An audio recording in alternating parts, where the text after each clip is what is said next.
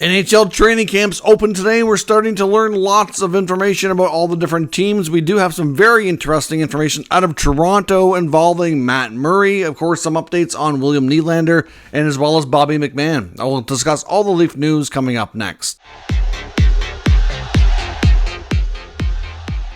So welcome back to another video here at Top Shelf Hockey. As I mentioned, today we're taking a look at some information that we learned through the beginning of NHL training camps on the Toronto Maple Leafs. Now, there's lots of information being learned about a variety of teams, and we are going to talk about the others as well. I just thought some of this information was just a little bit more intriguing, would affect things a little bit more, so I kind of want to take a few minutes to do a dedicated video on it. There will be more news videos to follow today, which will certainly cover a lot of the other teams and information that we've learned as well. But a couple of key notes here for the Leafs I want to touch on that involve Matt Murray, William Nylander, and Bobby McMann. Now, of course, Bobby McMann's a young player for the Leafs who many were kind of hoping would push for a roster spot, and that could still possibly happen. However, he's not going to be cleared for contact to be able to play in the beginning of training camp, so that's certainly not going to bode well for him missing time to start things off at camp. Could get him behind the 8-ball here and might get him a step behind. But, of course, if he's able to get in before the end of the preseason camp era, then clearly, he'll have a chance to kind of make his mark and show his stuff. But he's going to, a lot of, there's a lot of competition going on for those last few spots there on the Leafs roster. So that's certainly not where he was hoping to be, but he's not quite recovered from off-season injury that he was dealing with. We also learned today from head coach Sheldon Keefe that William Nylander is going to start training camp at center, which is quite surprising. Now, when I first heard this news, I kind of made the assumption that, maybe they're moving John Tavares to the wing. And that is a possibility down the road, but not to start training camp. They're actually going to be going Matthews, Tavares, Nylander down the middle, and David Kampf will be your fourth center. So that to me is rather interesting. Nylander was drafted as a center. It's not like this is a completely foreign position to him or anything. He has played it on occasion when the Leafs ran into injury situations or just really needed to shuffle things up. He hasn't done it a lot at the NHL level, but he has a little bit. And of course, like I said, he was drafted as a center, so it's not like he doesn't, doesn't have some experience in this regard. But I found it interesting because obviously for the longest time now, they've been in the last 6-7 years, they've been a really solid regular season team getting into the playoffs. And obviously last year they finally get over the hump and won a round and made it to round 2. But for the most part, William Nylander's been a winger, and they've always loaded up their top 6 to certainly, have 2 deadly scoring opportunities up front, line 1 and line 2. It's hard to line match that way. You can maybe shut down one line, but you're probably not going to shut down both. And they've always been a potent offensive team. Now it just seems like they might be taking a different approach, and I can't help but wonder if this approach is this more about just the team trying something different to see if they can be a better team, or is this more about William Nylander's contract? I mean, obviously Brad Treliving did make some remarks today and speak to the media, and he did say really what you'd expect him to say on Nylander, just that it's a big priority for them, and they're hoping to get him signed in the near future. A lot of his teammates spoke to the media, and they were all asked a lot about it as well.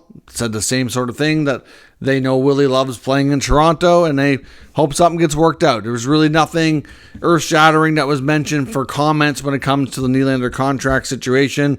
We don't have any indication that progress is being made or anything of that nature. But certainly centers do typically make more money than wingers. So if he can keep up the same production and play center, then maybe that's a way for them to justify giving him more money.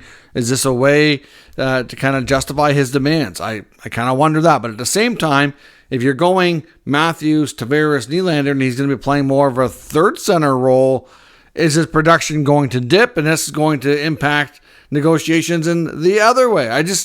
I really don't know how everybody kind of feels about this, if there's any other motivations around this. Certainly, it's not unusual to have teams have really a three-prong approach here to the center position, and you kind of go more so in duos. So you could have your Matthews and Marner. Maybe you go with. That's the problem. If you take away Nylander, because the projected lines kind of had maybe Nylander playing with Domi on the third line, but then who are you going to put with Tavares, right? I mean, that line could be a little bit weaker. So I don't know. To me, it makes more sense if Nylander's going to be a center, that he play on the second line.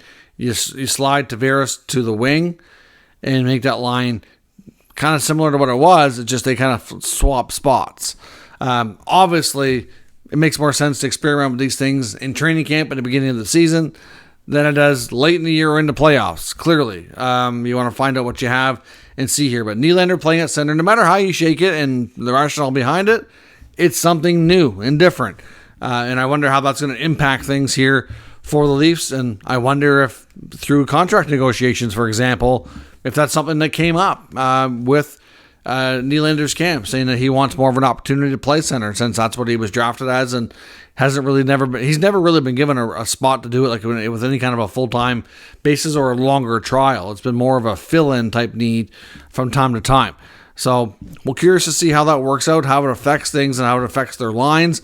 And the other big news today, when it comes to the Leafs LTIR usage, they did confirm, which this part, half of this was no surprise at all, Jake Muzzin is not playing this year. He will be out for the entire campaign. His full salary will be available for LTI the entire year. We pretty much already knew that. Matt Murray, we kind of suspected that he wasn't going to play this year, but we don't really have clear-cut answers on that for now. We knew that he was not going to be available to start the season. That much we did know because the Leafs did confirm that he would be going on LTI to start the campaign. But the comments from Brad Treliving is what kind of caught a lot of people off guard this morning, and I know it really surprised me. What was said about Matt Murray was that he needs to have a significant surgery, and he's going to be having it next week. I'm like, okay. Well, the last time we seen Matt Murray, he was backing up on the bench and declared healthy. That's all we knew. He himself said in comments after the Leafs were eliminated in the playoffs, he was good to go. If he was called upon, he was able to play. Now, I understand things can happen, especially where he has a concussion history. You know, a lot of people wondered, well, what changed, right? You know, when you end the season healthy, you don't hear any news about anything happening or any reports of any kind, and then all of a sudden he's going on LTIR, and now we're being told that he needs a significant surgery, which will keep him out months. They didn't say, because they were asked, like, is this something that's going to keep him out the entire season? What is the status here? What are we looking at? And all Treliving would say is, we're not talking about days or weeks. We're looking at several months.